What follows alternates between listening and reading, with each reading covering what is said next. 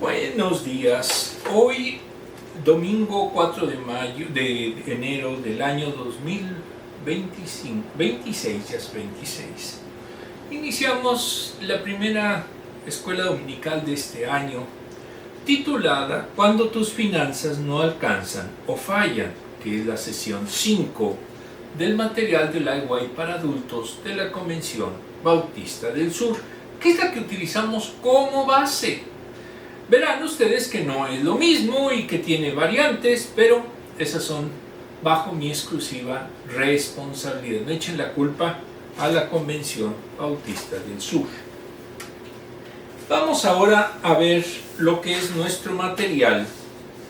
La versión inglesa y española tienen el mismo prácticamente título.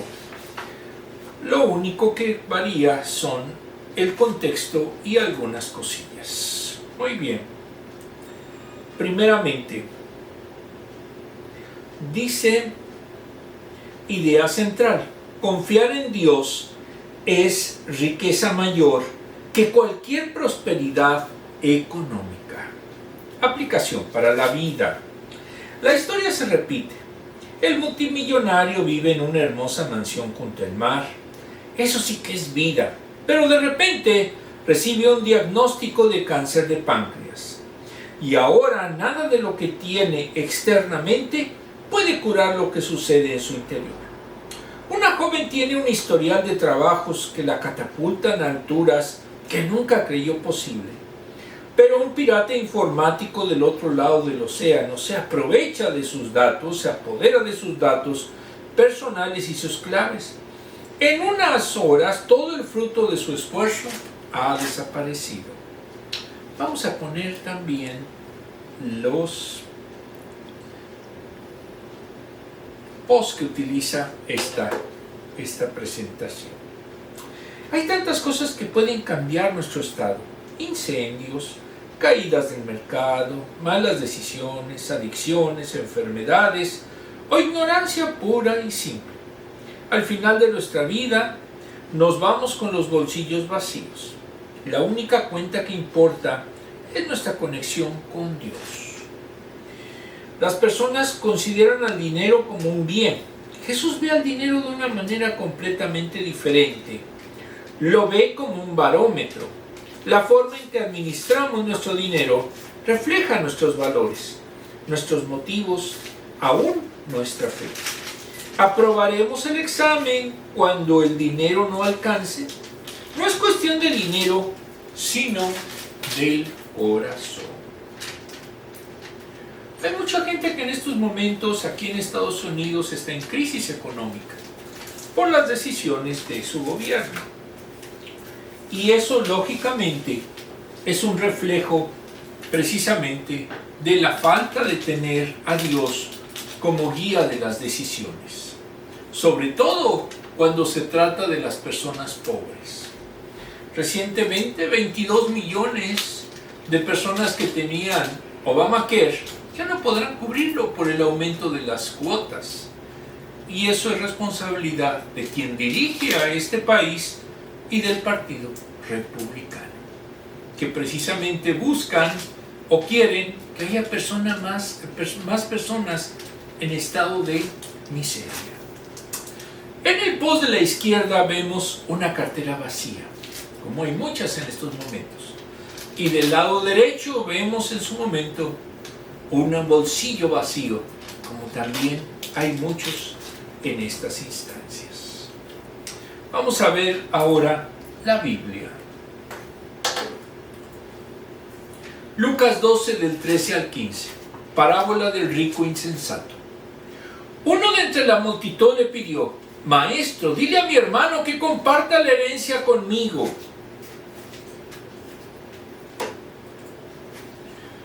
Hombre, replicó Jesús, ¿quién me nombró a mí juez o árbitro entre ustedes?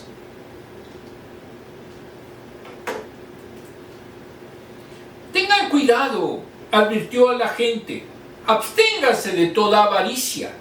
La vida de una persona no depende de la abundancia de sus bienes. Eso no lo dije yo. ¿Quién lo dijo? Jesús.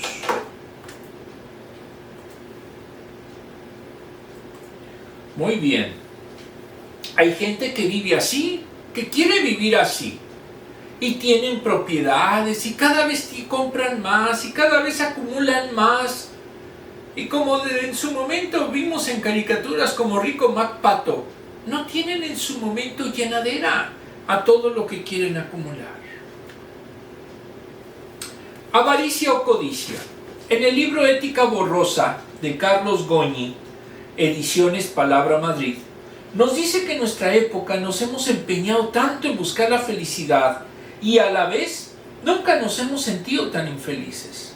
Nunca habíamos encontrado cosas tan altas de bienestar, cotos tan altos de bienestar. Sin embargo, esto no coincide con nuestra percepción de la felicidad. Psicólogos y psiquiatras dicen que la depresión es la enfermedad del final del siglo pasado y lo que llevamos de este.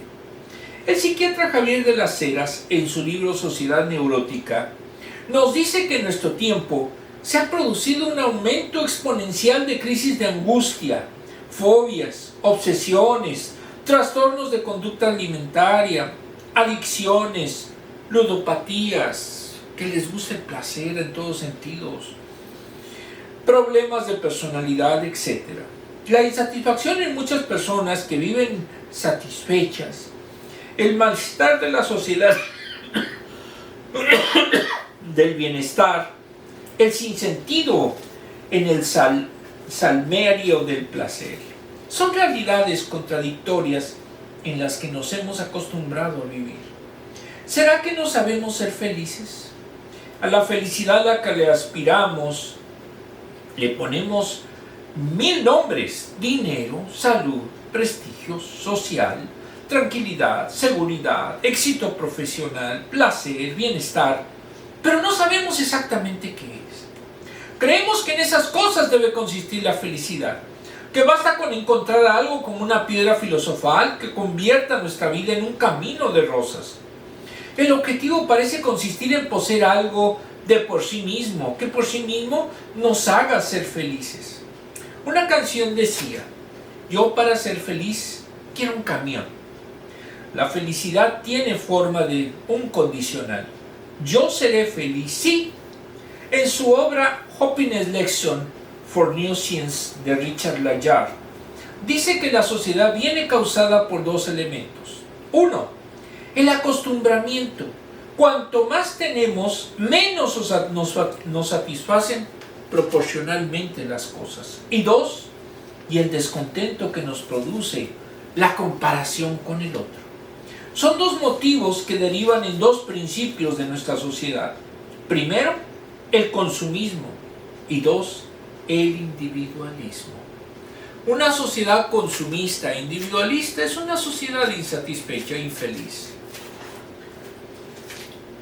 En el libro Ética Cristiana de Wayne Grudem, editorial Mosgo, nos dice: los vicios son los contrarios a las virtudes cristianas. En el caso concreto, la avaricia, quien la practique, no heredará el reino de los cielos. Gálatas 5, del 19 al 21. Y se encuentra también en la lista que se encuentra en Romanos 1, 29, 32. También se encuentran los 7 pecados capitales que definieron generaciones anteriores y en la Edad Media. Los ateos, como el hombre rico necio, puso sus ideas sobre Dios a su obediencia y sus mandamientos, infringiendo el primer mandamiento. De esta manera, los ateos tienen otros dioses, sus propias ideas falsas, en presencia de Dios que observa todo. Serán dioses a las cosas, serán dioses o dirán que son dioses a las cosas que valoramos, amamos, servimos y confiamos más que en Dios. Si hiciéramos una lista, esta sería muy grande. Jesús nos advierte que no debemos de anteponer el dinero a Dios. Por ejemplo, nadie puede servir a 2 amos al mismo tiempo, porque aborrecerá a uno y apreciará a otro. A uno le será fiel y al otro no le hará caso. No puede servir al mismo tiempo a Dios y al dinero. Mateo 6:24. Pablo dijo que la codicia es idolatría, ya que se busca alegría, satisfacción y seguridad en cosas que deseamos tener. Una vez de buscar esas en y desde Dios, en lugar de buscar esas de en y desde Dios, quien ha prometido ocuparse de nuestras necesidades. Dijo que hagan morir en todos ustedes lo que sea terrenal, inmoralidad, malos deseos y avaricia. Primera de Corintios 3:5. Esas cosas que anteponemos a Dios hacen que cuando confiamos en ellas y las amamos, pueden tomar el lugar de Dios y se convierten en ídolos en nuestros corazones.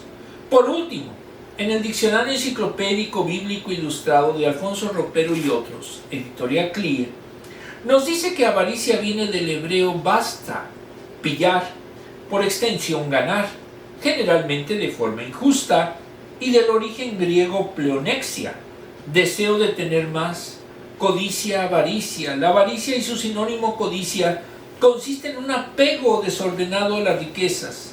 En la palabra hebrea se da el significado latrocinio, rapiña, ganancia ilícita, cosas aborrecibles. Éxodo 18:21. En el Nuevo Testamento se habla del amigo del dinero, codicioso o ávido de ganancias sórdidas. A los cristianos se les ordena que sus costumbres sean sin avaricia. Hebreos 13:5. Porque tal amor es la raíz de todos los males. 1 Timoteo 6:10. La avaricia es un vicio que daña al hombre y le impide usar correctamente los bienes que posee. Proverbios 15:16. Lo hace insensato y duro para con sus semejantes. 1 Samuel 25:11. Lo hace esclavo del dinero. Proverbios 30:8-9. Mateo 16:26. Y lo arrastra a la idolatría, apartándolo del cumplimiento de sus deberes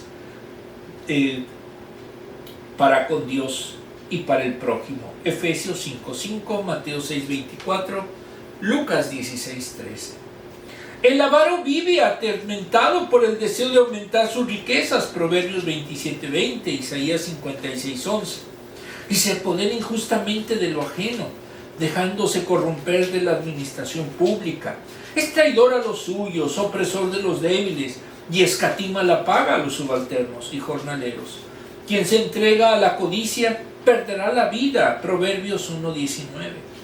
En el Nuevo Testamento, Cristo fustiga la avaricia de los fariseos. Lucas 16:14. Y si la sociedad, si no se enriquece en Dios, es un insensato. Lo que estamos viendo, Lucas 12:16-21. Incluso puede poner fin a la vida del avaro. 12:16-21, como vemos más adelante. ¿Qué significa? Bueno, aquí hay todavía más. Avaricia o codicia. Hay que atesorar riquezas espirituales en el cielo, donde no hay polilla, ni derrumbe, ni herrumbre, ni ladrones. Marcos 6:19 y 20. El motivo principal es teológico. Ya donde está tu tesoro, allí estará tu corazón. Mateo 6:21. No se puede servir a dos señores, a Dios y al dinero. Mateo 6:24. Pues el uno acabará absorbiendo al otro. Como colofón de la enseñanza del Nuevo Testamento, Pablo escribe que ni los ladrones ni los avaros heredarán el reino de Dios. 1 Corintios 6:10, Efesios 6:19. Por la avaricia, pues la avaricia es una especie de idolatría. Colosenses 3:5. El ministro del Evangelio debe cuidar de no tener sombra de codicia. Debe de ser no contencioso ni amante del dinero. 1 Timoteo 3:13 y 1 Tesalonicenses 2:5. Ni ávido de ganancias deshonestas. Tito 1:7. Ha de apacentar el rebaño del Señor, no por ganancias deshonestas, sino de corazón. 1 de Pedro 5:2.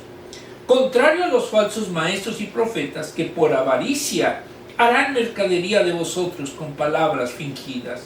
2 de Pedro 2:3. Se puede disfrutar de las riquezas con moderación, pero deben de compartirlas generosa y amorosamente con el prójimo. Efesios 4:28.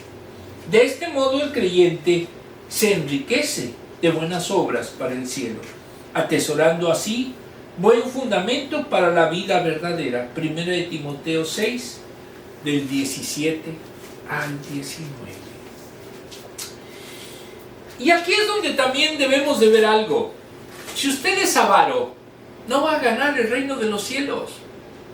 Si usted no puede en su momento ayudar al prójimo, porque lo que a usted le importa es acumular riquezas, nunca va a ser en su momento capaz de verdaderamente sentir el amor y en especial lo que nos manda Jesucristo. Por eso, la realidad es que se engañan quienes siendo avaros están seguros de que van a ser elegidos como parte del cielo. No, están en el infierno. Versículo 13. En el libro Lucas de Samuel Pérez Millós, editorial CLIE, nos dice que los versículos 13 al 21 los titula Advertencia contra la avaricia. En el versículo estudio es posible que Jesús hiciera un alto en su enseñanza. Y entonces uno entre la multitud le pidió que su hermano respetara la herencia que le respondía a él. Aquello era la práctica habitual de aquel entonces, presentar ante un maestro el caso personal para recibir una respuesta conforme a la ley. Y se regulaba en Números 27 del 1 al 11, Deuteronomio 21 del 15 al 17. No hay descripción sobre la causa del problema. Acusa el hermano mayor que no estaba dispuesto a que el menor recibiese la parte que le correspondía. Tal vez entendía que la herencia debía mantenerse unida para que no se depreciaran los detalles de su disputa. No tienen importancia. Lo importante fue la respuesta de Jesús. Versículo 14.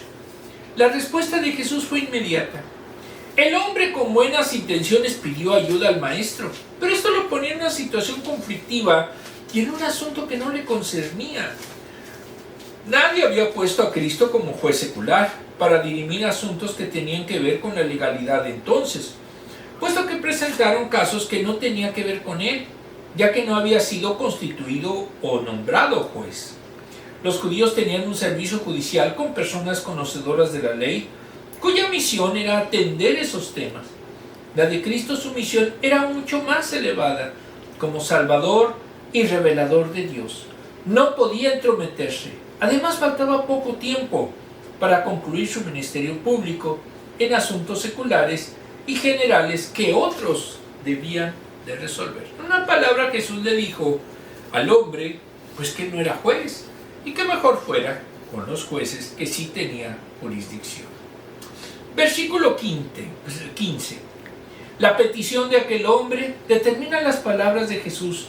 No habló al que le había pedido que interviniera para que su hermano repartiera la herencia, sino que se dirige a toda la gente, para evitar que caigan en un problema común y generalizado.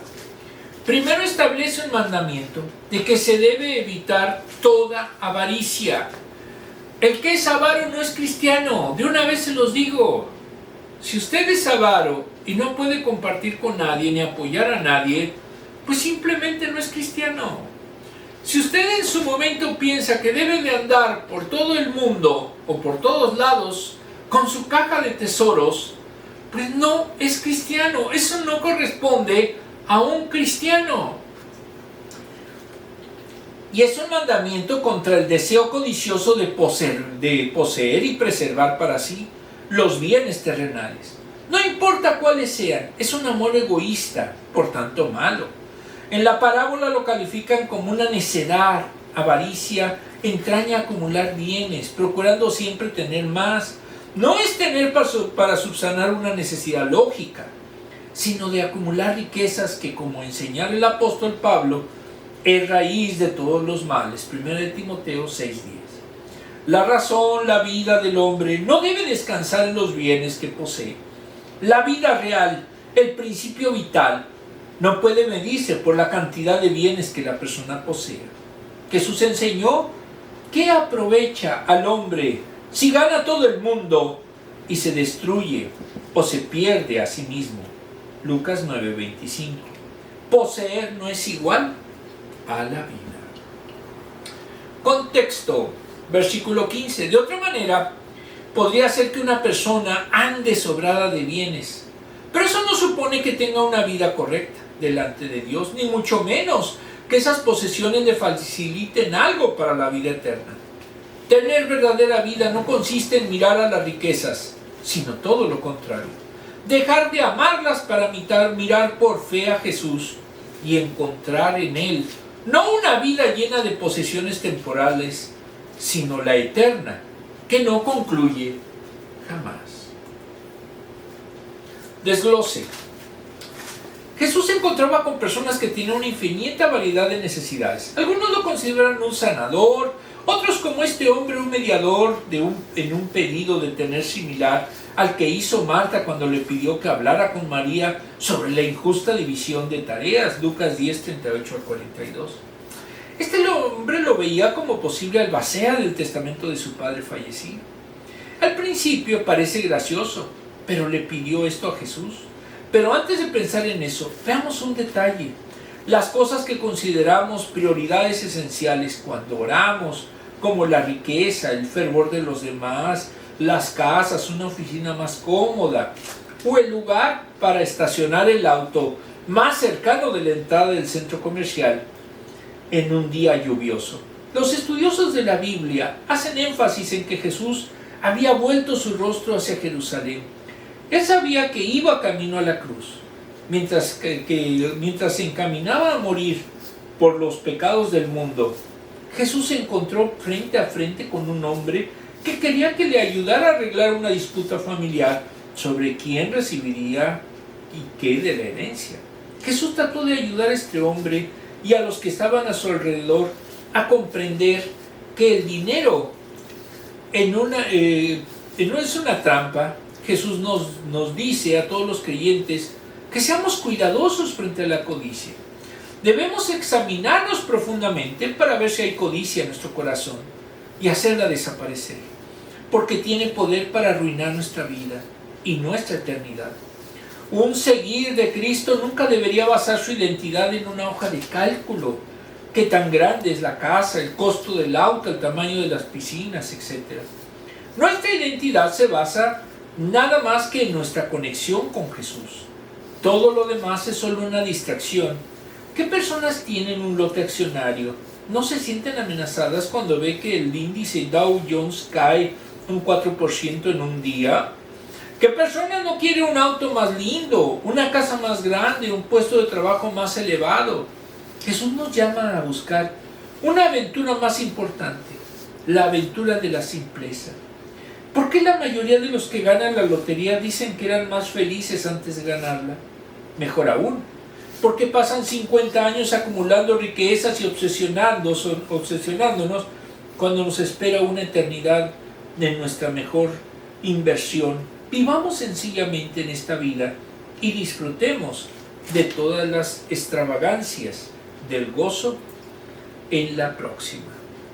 Todo comienza con una vida sencilla, con pensar, esto no era mío para empezar, así que no tengo por qué esforzarme para poseerlo. Lo mejor es darlo. Y una vez que lo hago, la vida se vuelve menos difícil, menos cerrada, menos cerraduras, menos declaraciones de impuestos, menos papeleo, menos mantenimiento. Si resumimos la vida a cosas realmente importantes, veremos que esas cosas no se compran en los centros comerciales. Las cosas que necesitamos son cada vez menos. Los frijoles, el arroz y el agua saben mejor que las hamburguesas y las bebidas azucaradas. El ritmo se vuelve más lento, ya no hay irritaciones, y el dormir se vuelve menos frenético. Aún en sueños, el cuerpo comienza a corresponderse mejor, aún a nivel celular, porque no fuimos creados para soportar el estrés de la obsesión por acumular o los fantasmas de las preocupaciones. Nos encontramos con Dios porque hay menos cosas detrás de las que podemos encontrarnos. En Mateo 5:7. El Sermón del Monte, Jesús presenta esta verdad más de una vez. Los tesoros de la tierra no son eternos. Las aves son más felices. Ellas no se preocupan por sus hijos cuando comienzan a volar. No se quedan hasta tarde despiertos, preocupados por la escasez de guisantes en junio. Contempla las aves y comenzarás a comprender su forma de vida.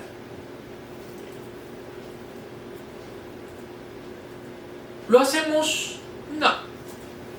somos en su momento obsesionados por ver cuánto puedo tener más. Es que yo necesito esto, yo necesito aquello, yo ya dije que no, que quiero esto, pero bueno, voy a tenerlo de todos modos. Y somos acumuladores compulsivos. Y la realidad es que lo que, al menos en lo personal, lo que siempre he buscado es tener lo que necesito, lo que se puede usar. No estar acumulando y acumulando, porque llega el punto en el que no hay casa suficientemente grande como para poderla llenar. Y hay gente que cuando la llena quiere otra más grande para seguir comprando más cosas y tener en su momento posibilidades de llevar más cosas. Eso lo único que hace es aumentar sus enfermedades porque se acumula mucho polvo, pero sobre todo el estrés de querer cada vez más. Pregunta: si heredaras una enorme suma de dinero, ¿qué harías con ella? Bueno, en lo personal, pues lógicamente ayudaría a las personas que me han ayudado, empezando por mi esposa. Es por lógica de que siempre uno debe de ser agradecido con las personas que realmente nos han apoyado. ¿Por qué el dinero es causa de tantos conflictos en las relaciones? Porque había un lema que dice que cuando el dinero falta, el amor sale por la ventana. Y efectivamente, muchas parejas están por la cuestión económica. Si no hay dinero, no hay pareja. Y eso no debe de ser una relación, porque lo que debe de prevalecer es el amor. ¿Cómo podemos guardarnos de la codicia en nuestras vidas?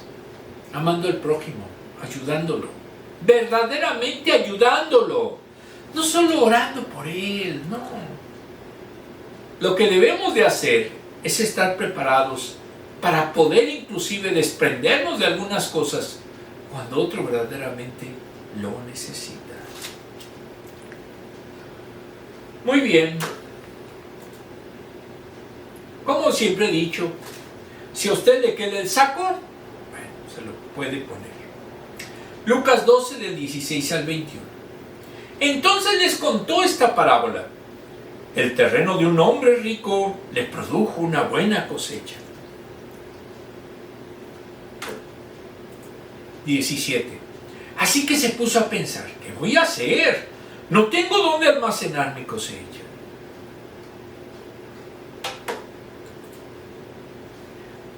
Ya sé lo que voy a hacer.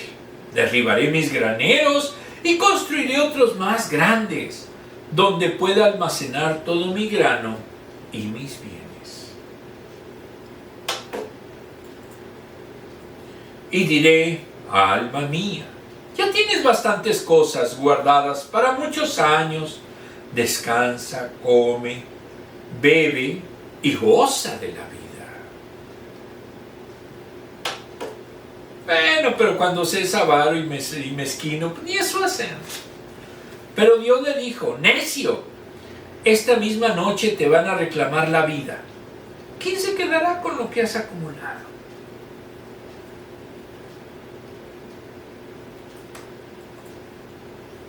Así le dice al que acumula riquezas para sí mismo, en vez de ser rico delante de Dios. Muy bien. Aquí en el post dice, el amor y el servicio es lo que nos distingue como discípulos de Cristo. El avaro y codicioso, ¿sirve? No. ¿Ama? Tampoco. Por eso no es cristiano. Si usted es avaro y codicioso, olvídelo. Usted debe de ser de otra religión o no tiene religión. Parábola del rico necio. En el libro Parábolas del Reino de Jesús de Nazaret de Samuel Pagán, editorial Plier, al referirse a esta parábola nos dice que la titula como la parábola del rico insensato.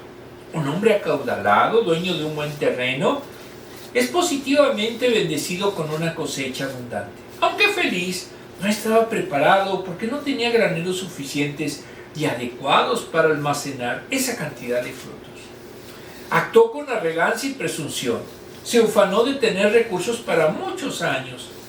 Entonces construiría graneros más grandes y debía dedicarse a comer bien y disfrutar de la vida. Entendió que los beneficios de la tierra eran una especie de licencia para actuar de forma desordenada, lisonjera o impropia. Vio su nueva realidad económica como una oportunidad para vivir sin controles éticos, responsabilidades morales, ni orientación espiritual. Cuando está en medio de su autocomplacencia y falsa seguridad, Dios mismo lo sorprende con el anuncio de su muerte. Aunque poseía riquezas y era una persona próspera, no podía controlar las dinámicas reales de la vida, ni tampoco detener la llegada imprevista de la muerte. La afirmación final es la enseñanza de la parábola. Mejor es vivir rico delante de Dios, que es una forma de relacionarse con los valores terrenales, con los valores del reino, que acumular riquezas terrenales. Las riquezas verdaderas son las que superan los dineros físicos y económicos. Los recursos físicos se deprecian. Los valores del reino siempre repercuten hasta el porvenir. Podemos inferir que la fortuna le llegó por accidente, y el dueño, con un sentido extremo de autocomplacencia, confianza y seguridad, al llegar la muerte, no sabe cuándo vendrá. Por esa razón, hay que ser prudentes, responsables, sobrios y sabios de la vida con los recursos económicos. Como no se tiene control del futuro, las personas deben actuar con mesura y cordura al tomar decisiones patrimoniales en la vida, pues esas acciones tendrán importantes implicaciones futuras. Las personas que aceptan los valores del reino no ponen sus esperanzas en las riquezas materiales para llegar al momento en que no las podrían disfrutar. Y respecto a esta narración, es la única en la cual Dios aparece como un personaje explícito del drama, que es una manera de enfatizar el tema expuesto. El tema de los recursos es tan importante en este evangelio que Dios mismo es parte de las narraciones de Jesús. En cuanto a la cultura, la avaricia era considerada como una falta de ética y a la moral. Se le veía como la raíz de otros pecados y acciones inapropiadas, como la codicia y la falta de solidaridad. La cultura grecorromana buscaba el bienestar personal y social, y Lucas pensó en ambas filosofías, gentil y judía, cuando incorporó esta parábola. Por último, en cuanto a sus implicaciones, se ha interpretado como un rechazo a la codicia, el orgullo y la avaricia, y se le dan a las ofrendas un valor de solidaridad y de misericordia en la vida. La ofrenda es una manera concreta de apoyar a la implementación de los valores del reino en medio de la sociedad. En el proceso hermenéutico asociado a esta narración de Jesús, también se ha destacado la insensatez de confiar y sus componentes de importancia a valores perecederos como graneros, edificios o estructuras, que pueden ser destruidos por causas naturales, faltas administrativas o conflictos bélicos. La muerte repentina del hombre rico en el mejor momento de su vida puede ser una referencia al juicio de Dios sobre el pueblo de Israel. Es una especie de advertencia sobre la inminencia del juicio escatológico. Infiere que la muerte llega independientemente de las realidades fiscales, sociales, políticas o económicas de las personas. Entre los temas que surgen están la avaricia y la generosidad. La avaricia, que ciertamente está asociada a la codicia, son actitudes impropias e indeseables, pues no ponen de manifiesto los valores del reino. Van en contra de la humildad y la generosidad, por ejemplo, en ofrendas y acciones de amor. Mucha gente es tan avariciosa que se esconde para no ayudar a los demás. Por ahí vi el caso de una persona que, pudiendo tener la capacidad económica, no fue capaz de ayudar en ningún momento a una hermana que falleció. Y eso es triste. ¿Por qué? Porque denota que son miserables de corazón. Y, reitero, no son cristianos, aunque vayan a las iglesias y aunque digan que lo son. Pero la demostración de la generosidad es lo que avala que verdaderamente lo sea. Versículo 16. Esta parábola sigue la enseñanza que comenzó en el versículo anterior sobre el mandamiento contra la avaricia. Solo la hay en Lucas. Es sobre el rico necio, insensato o falto de cordura. Era un hombre rico, tenía riquezas, propiedades, y una de ellas, grande, permitió tener una gran cosecha. Es decir, era fértil en frutos. Tenía bienes y además una buena tierra que los producía abundantemente. Era realmente rico y con una perspectiva humanamente hablando, alentadora. El problema, versículo 17, el problema del rico no era en sí mismo sus riquezas. Es más, no había razón alguna para que se hubiera enriquecido de una forma no moral o éticamente mala. Parece que fue un hombre diligente en el trabajo, capaz e incluso precavido. El problema consistía en ignorar que todo lo que tenía y la buena cosecha de su campo provenía de la mano de Dios, que le había hecho próspero de aquella manera. Además apunta desde el principio de la parábola en la falta de discernimiento que tenía, ya que el hombre no puede vivir solo de sus bienes materiales. El rico no se consideraba como beneficiario y administrador de los bienes de Dios, que Dios había puesto en su mano. No consultó a Dios, sino consultaba íntimamente consigo mismo. Su preocupación era dónde iba a poner los frutos que había cosechado. Solo quería cuidar esos bienes que tenía para disfrutarlos por mucho tiempo.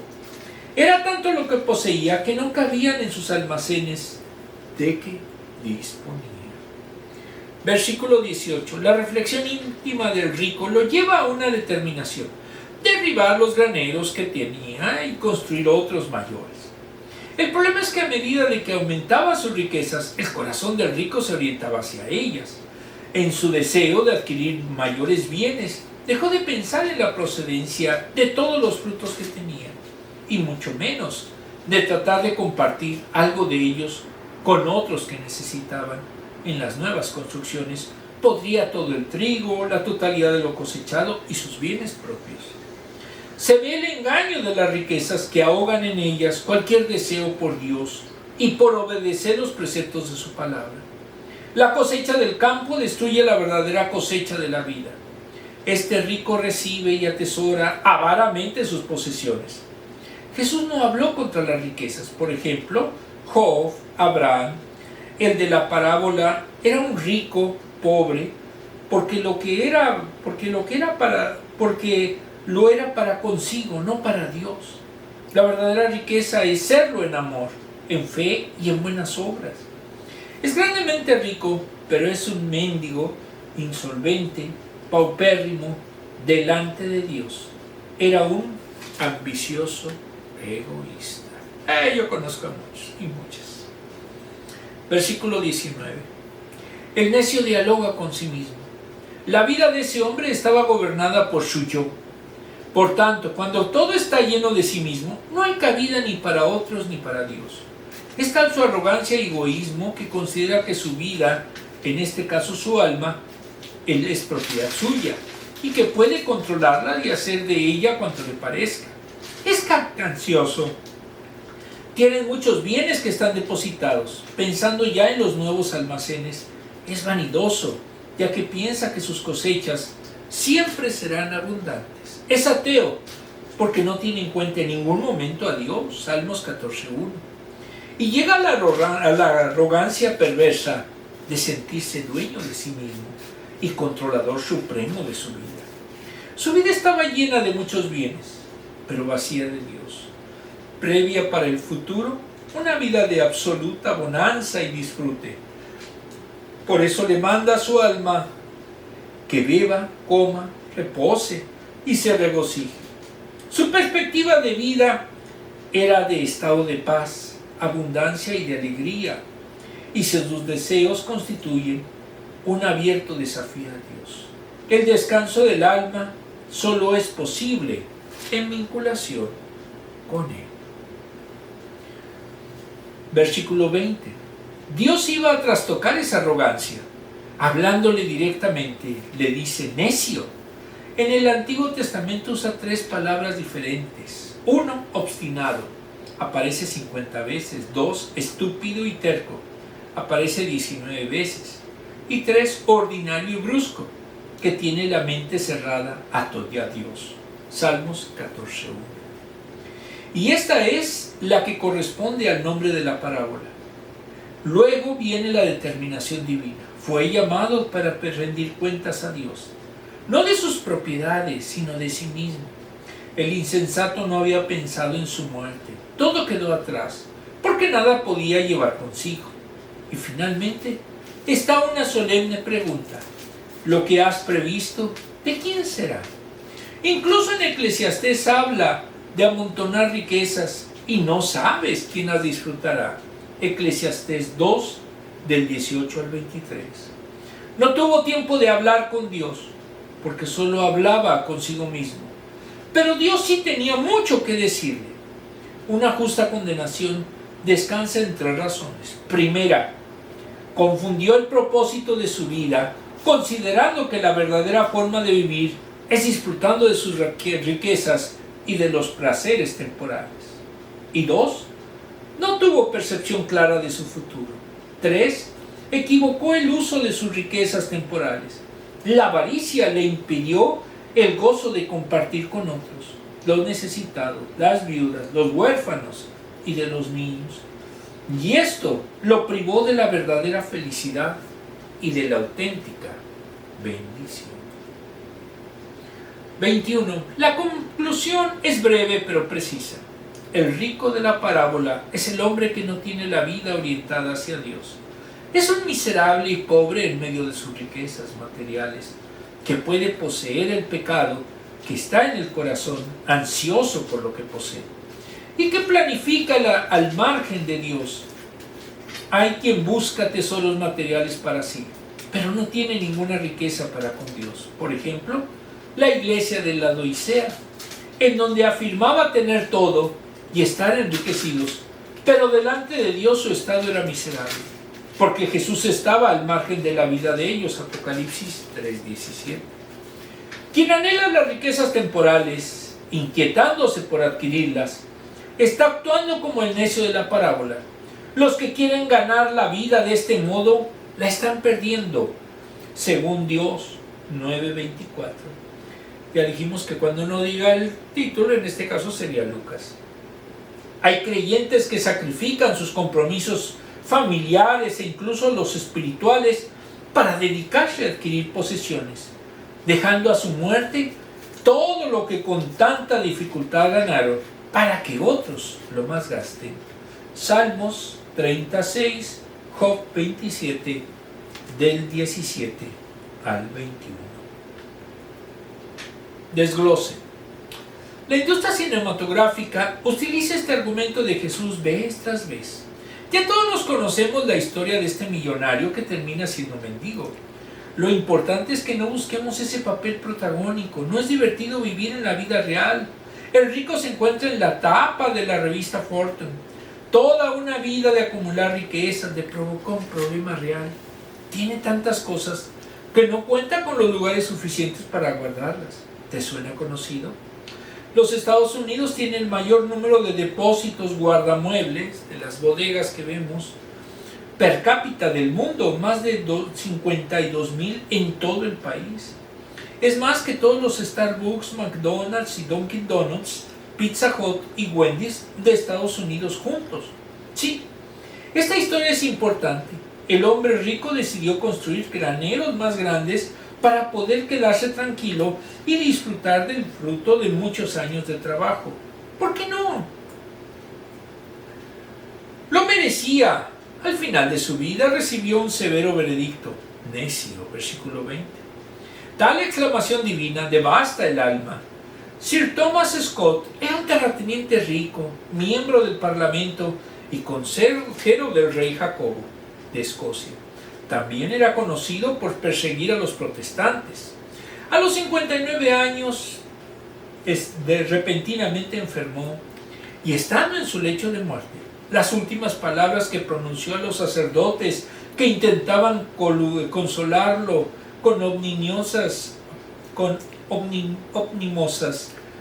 Apartaos, les dijo, cita, apartaos vosotros y vuestros secuaces. Hasta este momento he creído que no había Dios ni infierno. Ahora sé y siento que ambos existen, y que estoy destinado a la perdición por el justo juicio del Altísimo.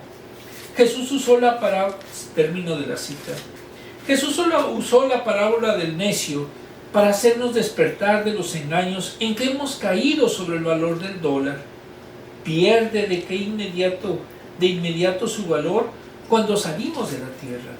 Esta parábola nos permite ver la importancia del mensaje de la Biblia sobre las riquezas. Primero, otra vez digo que es más fácil pasar un camello por el ojo de una aguja que entre un rico en el reino de Dios. Mateo 19:24. Se fue la imagen. A ver, ¿se apagó? A ver, vamos a verla.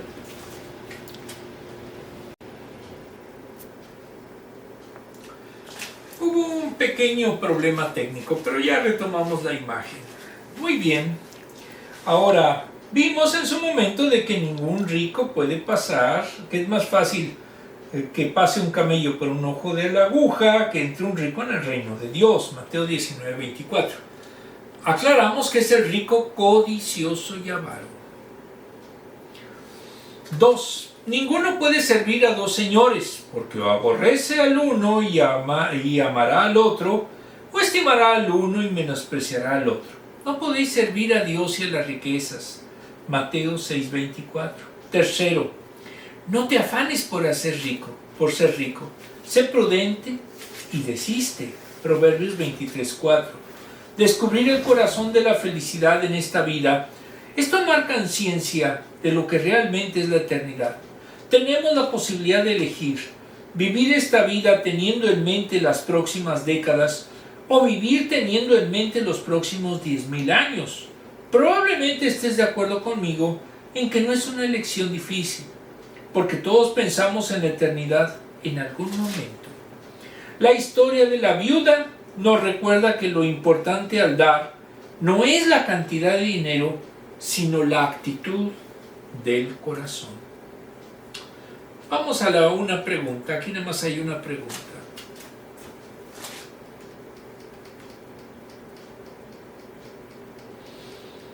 Por favor, computadorcita, no nos hagas sufrir. Bueno, ya, déjalo bien. Vamos a ver. 4. Explica lo que significa para ti ser rico para con Dios. Seguir sus mandamientos, amar al prójimo, ayudarlo, verdaderamente ayudarlo. No quedarnos nosotros pasmados viendo cómo la otra persona se muere de hambre, sino literalmente ayudarlo en todo lo que podamos realmente. Y eso es verdaderamente ser cristiano. Muy bien, vamos a ver la última parte. Lucas 2:21 del 1 al 4. La ofrenda de la viuda. 1. Jesús se detuvo a observar y vio a los ricos que echaban sus ofrendas en las alcancías del templo. También vio una viuda pobre que echaba 2 monedas de cobre, literalmente 2 lepta, en algunas versiones dice blancas. Les aseguro, dijo, que esta viuda pobre ha echado más que todos los demás.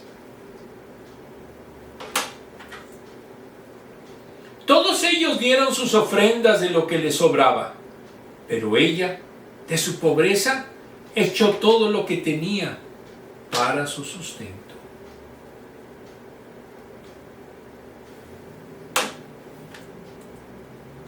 Aquí está un post en el cual vemos a la viuda, no sabemos su edad, no sabemos cómo era, y simplemente vio que echó 2 pequeñas monedas de cobre, que era prácticamente una cosa insignificante. Contexto, versículo 1. Lucas presenta a Jesús observando de las ofrendas de los ricos y de la mujer. Nos dice que estaba en el área de la tesorería del templo, literalmente gasofilacio. que era en donde se recogían las ofrendas. Había 13 receptáculos en forma de trompeta, puesto al exterior del recinto sagrado. Cada uno de los cofres tenía un rótulo que identificaban el destino de ella. Se centró en las ofrendas de los ricos. Versículo 2. En contraste había una viuda pobre, es decir, una persona que vivía de su trabajo arduo y no tenía recursos. No sabemos su edad.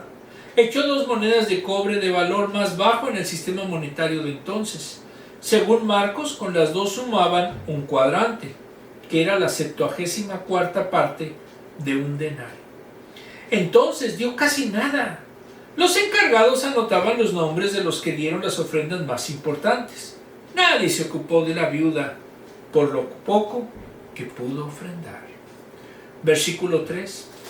Jesús no define a quiénes o quiénes dijo aquello. Pudo ser que se dirigiese a sus discípulos, como dice Marcos, sobre esa ofrenda de la viuda. Jesús, por su conocimiento sobrenatural, sabía que la mujer era viuda y además pobre, demostrando cómo a su naturaleza humana llega un conocimiento omnisciente como consecuencia de la comunicación de propiedades entre sus 2 naturalezas, lo que también se conoce como la unión hipostática. Eso permite al hombre Jesús conocer de asuntos que humanamente hablando es imposible para el ser humano, pero son propios del conocimiento de Dios. Por eso no es extraño que conociera lo que los discípulos no sabían. Al ver la ofrenda, llama a sus discípulos y les da una lección. Les declaró que aquella mujer echó más que todos los otros que habían dado en el arca de las ofrendas. Los ricos habían echado mucho, como dice Marcos, de modo que la ofrenda de la viuda había sido la más pequeña, según la visión humana de cuantos se hicieron en aquel día. Los ricos ofrendaron lo que les sobraba, lo que podían separar de la abundancia que tenían, y no implica alguna privación para su vida. Lo que hizo grande la ofrenda de la viuda es que ella la había hecho no desde la abundancia, sino desde su pobreza y necesidad. Había entregado lo que necesitaba para su vida, para comprar el sustento del día siguiente. Esas 2 monedas era todo lo que poseía. Jesús dijo que entregó todo su sustento. No cabe duda que era una mujer generosa al ofrendar, pero también era una mujer de fe, porque confiaba que Dios le daría el sustento que necesitaba. Dios es el sustentador de viudas y protector de huérfanos. Deuteronomio 10, 17 al 18. Por esa razón, podía entregar todo cuanto tenía al Señor, en plena certidumbre de fe, porque Él proveerá para ella en el futuro. La iglesia primitiva tenía cuidado especial hacia las viudas. Hechos 6, del 1 al 6. Primera Timoteo 5, del 3 al 8. Santiago enseña que la religión pura es cuidar de las viudas. Santiago 1, 27. Reflexión del libro 95 tesis para la nueva generación de Lucas Magnin, editorial Clear. Tomamos las números 19 y 20, parte 2. Ya las habíamos mencionado en la clase anterior. Los oyentes desesperados y llenos de culpa corrían a los pies del altar y arrojaban su dinero al toparse con su conciencia de pecado y con la justicia de Dios revelada en su palabra. Lutero cayó en la cuenta de que ninguno de esos vendajes podía detener la hemorragia de la cristiandad. Solo la fe en la sola gracia divina podía satisfacer no solo la justicia de Dios, sino también la propia angustia espiritual de la humanidad. Por eso atacaba a la misa, la mayor y más terrible abominación del papado, porque era una idolatría que busca ayuda, consuelo y salvación en sus propias obras. Pretende obtener de Dios el cielo por la fuerza y cálculo de cuántas donaciones recibía, cuántos ayunos ha hecho, cuántas misas ha celebrado. Por eso atacaba las bases teológicas de la sacramentalidad romana y su mágico ex opere operator. La administración automática de la gracia, al margen de la experiencia de la fe y del discipulado, es solo una forma de clientelismo que vende ilusiones a muchos para beneficio de unos pocos. En ese tiempo de mecanismos pensaba Dietrich Bonhoeffer cuando escribió El precio de la gracia.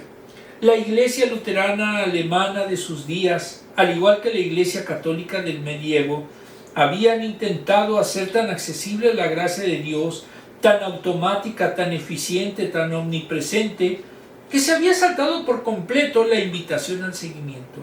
La gracia se había vuelto barata, nada más que una mercancía para liquidar por el bien del pueblo. La iglesia, como un almacén inagotable, debía distribuirla sin límites. ¿Cuál fue el resultado de ese despampanante acto de compasión de la iglesia alemana? No otro sino un fracaso radical y una apostasía que lo llevó a pactar con Hitler. El precio que hemos de pagar hoy con el hundimiento de las iglesias organizadas significa otra cosa que la inevitable consecuencia de la gracia concedida a bajo precio. Se ha predicado, se ha administrado los sacramentos a precio bajo, se ha bautizado, confirmado, absuelto a todo un pueblo sin hacer preguntas ni poner condiciones, por caridad humana. Se han dado las cosas santas a los que se burlaban de los incrédulos, se han derramado sin fin torrentes de gracia, pero la llamada al seguimiento se escucha cada vez menos. Al igual que el luteranismo bajo el Tercer Reich y el sistema sacramental en el medievo, muchas iglesias evangélicas de habla hispana están hoy mismo rematando la gracia. La trampa sigue seduciendo con el retroceso del catolicismo y la necesidad de refugio espiritual en una era desencantada. Las filas del pueblo evangélico crecen con números exorbitantes en nuestros países. Se vuelve urgente la búsqueda de un sistema de distribución de gracia que puede ofrecer consuelo masivo a la medida del consumidor, para que la cruz no se atragante en nuestras gargantas. Diluimos el costo del discipulado según el lenguaje de moda hasta convertirlo en una de esas expectativas de nuestra cultura. Hay muchos seminarios que se dicen seminarios, pero no son seminarios.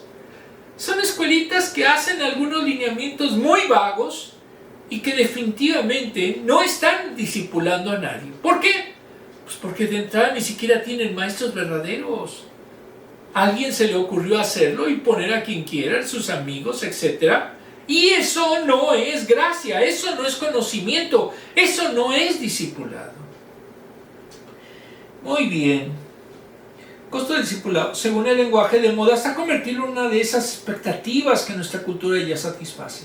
El éxito, la consecución de los sueños, el desahogo espiritual, la prosperidad financiera, el espectáculo. No hay allí necesidad de la alternativa cristiana. Se endulzan los oídos de los fieles, se les promete el aval divino, se remata el título de hijo de Dios a cambio de un módico intercambio. No dejar nunca de recurrir a la iglesia. Muchos púlpitos se vuelven fábricas de ansiedad y culpa espiritual.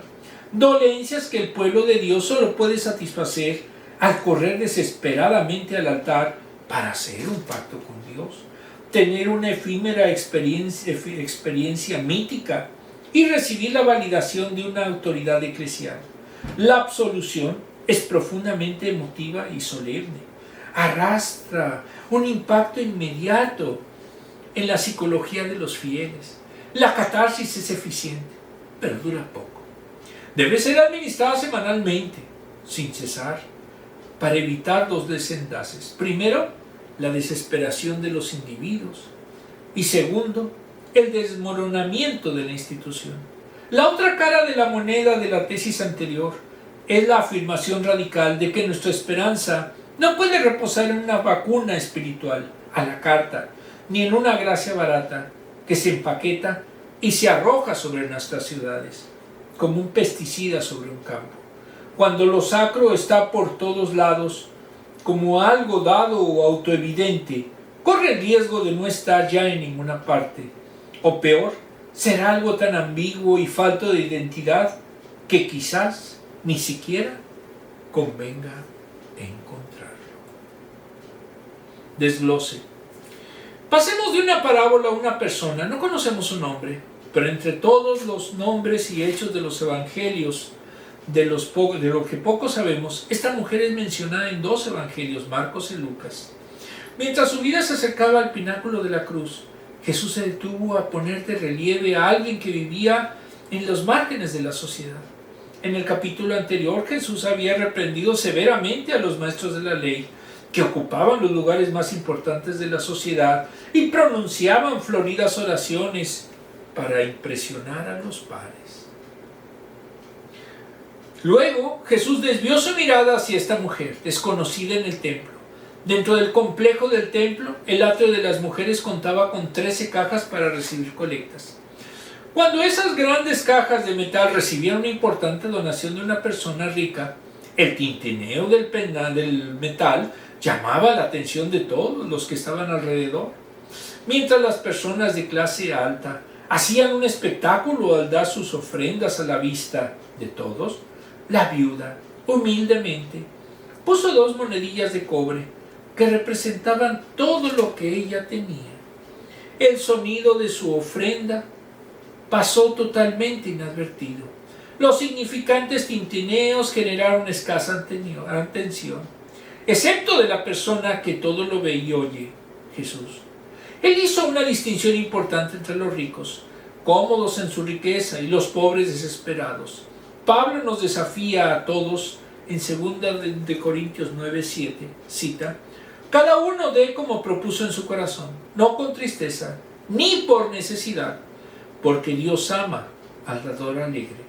Entonces, a cada paso que des en esta aventura de la generosidad, ten en cuenta los siguientes aspectos que nos enseña este versículo. 1.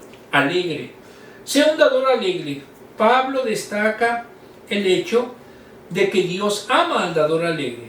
Te doy un secreto: las personas que dan son las más felices del mundo. 2. Intencional. Cada uno dé como propuso en su corazón. Haz un plan antes de dar. Si estás casado, comenta con tu cónyuge cómo piensas dar. El modelo bíblico es que primero demos el 10% a nuestra iglesia y luego demos ofrendas a ministerios y objetivos a los que Dios nos impulsa a dar.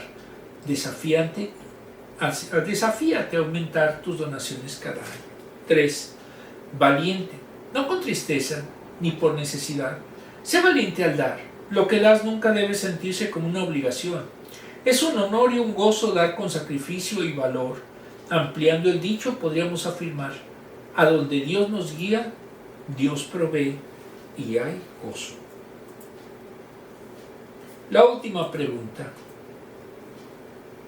Ya, por fin ya vamos a terminar. Esta sí fue un poco larga, perdón.